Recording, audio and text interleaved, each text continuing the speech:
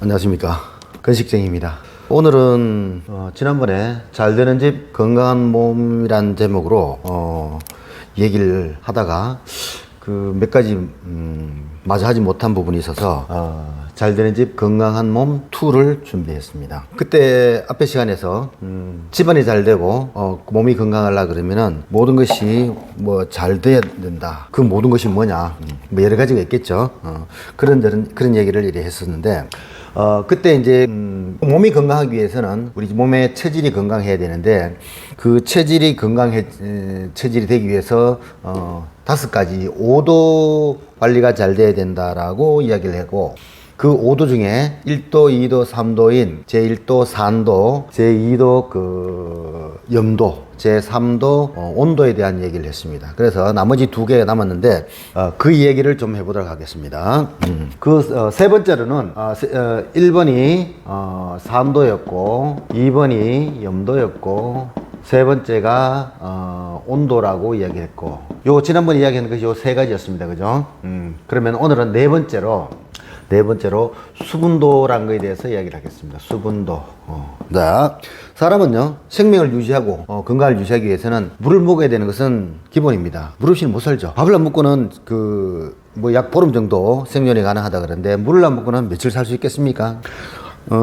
정확한 건 저도 잘 모르겠습니다만 한 3일 넘게 낄 수 있을까요? 아무튼 이 수분은 그만큼 중요한데, 그렇다라고 한다면은 이 물을 먹는 거, 수분을 섭취하는 거는 왜 중요한지, 무엇 때문에 필요한지, 그에 대한 얘기를 해보도록 하겠습니다. 자, 그 전에 그럼 수분은 하루에 어느 정도를 먹어야 될까? 라는 얘기를 제가 앞에 다른 강의 부분에서 약 1일 한 2리터 정도라고 이야기한 부분이 있습니다. 그런데 이 2리터라는 것이 사람마다 틀리잖아요. 그죠? 어떤 사람은 많이 먹는 사람도 있고 적게 먹는 사람도 있습니다만은, 그것을 수치화시켜서 구체적으로 하루에 물을 어느 정도 먹어야 되는지에 대한 얘기를 하는데, 그거는 이런 게 나와 있습니다. 물은 자기 체중에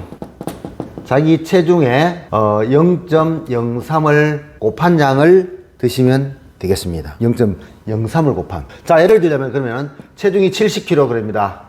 그러면 0.03을 곱하면 얼마 되겠습니까? 3, 7, 21, 약 한 2.1리터 정도가 나옵니다. 네. 자, 저 같은 경우를 한번 보겠습니다. 그럼 제가 이제 체중을 좀 넘을 것 같긴 한데, 한 80kg를 보겠습니다. 제 체중이 다이어트 할 때는 이 정도 되었었는데만은, 어쨌든 80kg에 0.03을 곱하면 하루에 38, 24, 약 한 2.4리터. 저는 하루에 최소한 2.4리터를 먹어주는 게 좋다라는 얘기입니다.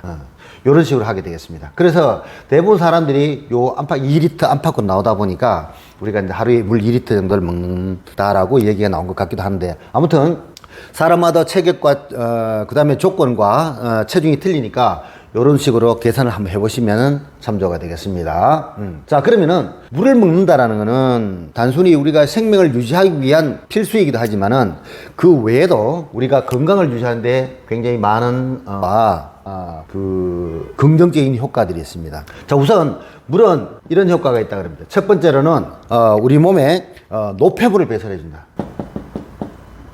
노폐물 배설. 이 중요하죠. 자, 우리는 먹는 것도 중요하지만은 먹은 것 중에서 찌꺼기, 배설물을 잘 빼내는 것도 굉장히 중요합니다. 그것이 건강에 주된 영향을 미친다라는 거는 뭐 잘 아시고 계실 겁니다. 뭐 건강과 상관없이도 우리가 변을 제대로 못 보면 굉장히 불편하지 않습니까? 그죠? 그렇듯이 노폐물 배설이 중요합니다. 그런데 이 물을 이야기하면서 다시 한번 강조드리고 싶은 게 이 염도인데요.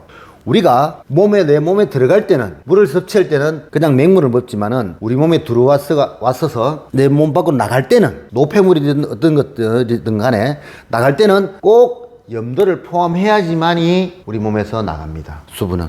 예를 들자면은 눈물, 콧물, 침, 그 다음에 이제 소변, 대변, 하다못해 정액, 그리고 땀, 이 모든 것들은 꼭 염도를 포함해서 나갑니다. 그래서 염도 섭취가 중요하다는 부분을 지난 시간에 이야기했습니다만은, 염도를 섭취해야 되는 이유가 또 하나 더 생겼습니다. 그죠? 자, 노폐물 배설이었고요. 다음 두 번째로는 신진대사를 원활하게 합니다. 원활하게 합니다. 신진대사라는 거는 내 몸이 살아있다는 증거입니다. 내 몸이 신구 교대한다고 생각하면 됩니다. 그러니까 오래된 세포는 그 쓸모를 다하면 분해돼서 몸 밖으로 빠져나가게 되고, 그 새로운 세포는 우리가 섭취한 영양과 이런 수분들로 해서 새로운 세포가 만들어지겠죠. 그러니까 그런 신구 교대가 원활해져야 돼요. 그런 부분에서 수분이 굉장히 중요한 역할을 하고요. 그 다음 세 번째는, 이 세 번째도 굉장히 중요한데, 구강 건강, 치아죠.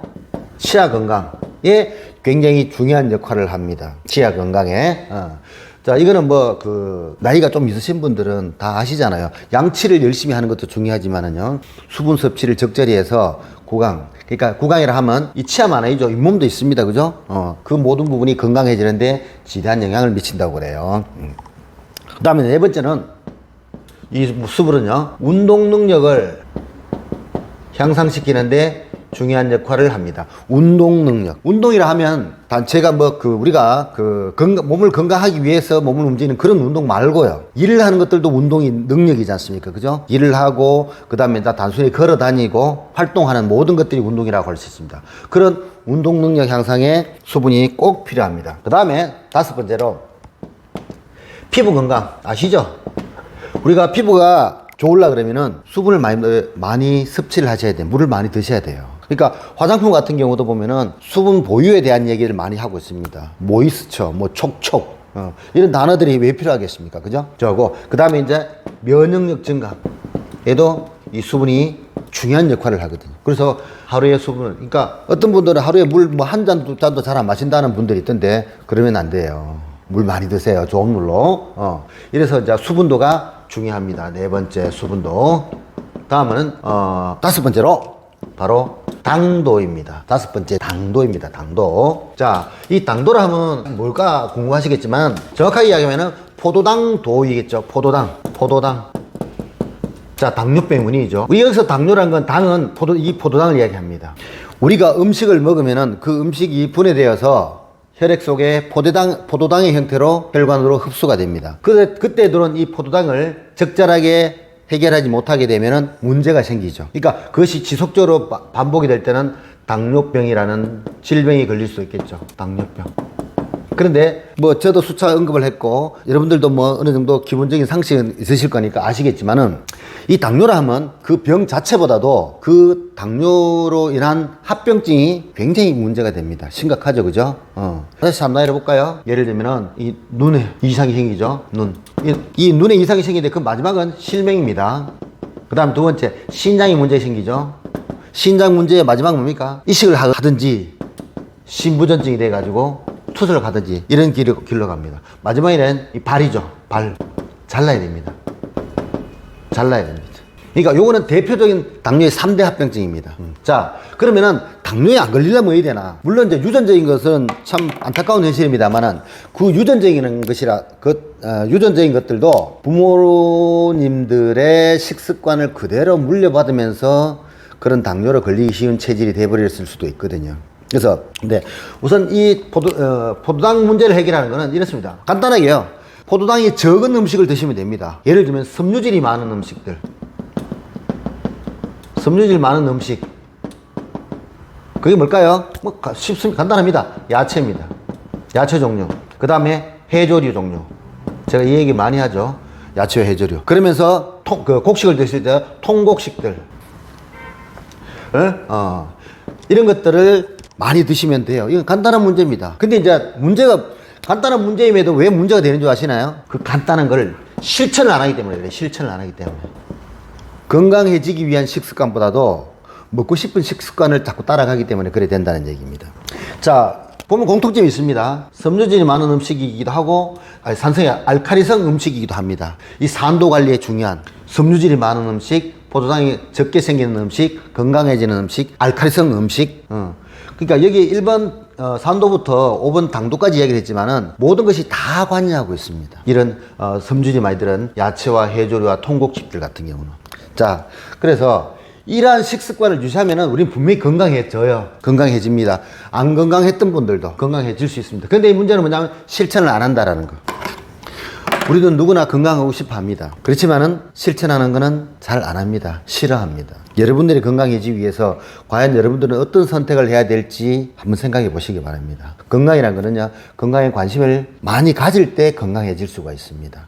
그리고 그것을 실천하십시오. 그리고 막 그것만이 건강해질 수 있는 방법이지 그 외에 특별한 비방이라든지 특효약은 절대 없습니다. 장담컨대 제가 30년 넘게 건강기능식품이라는 이 업종 일을 해봤지만은 그 외에는 방법이 없습니다. 제가 건강기능식품을 취급하는 건식쟁이라는 이름으로 제가 유튜브를 찍고 있지만 이거 하나만큼은 변하지 않는 진실이라는 걸 꼭 말씀드리고 싶습니다. 여러분들 건강하십시오.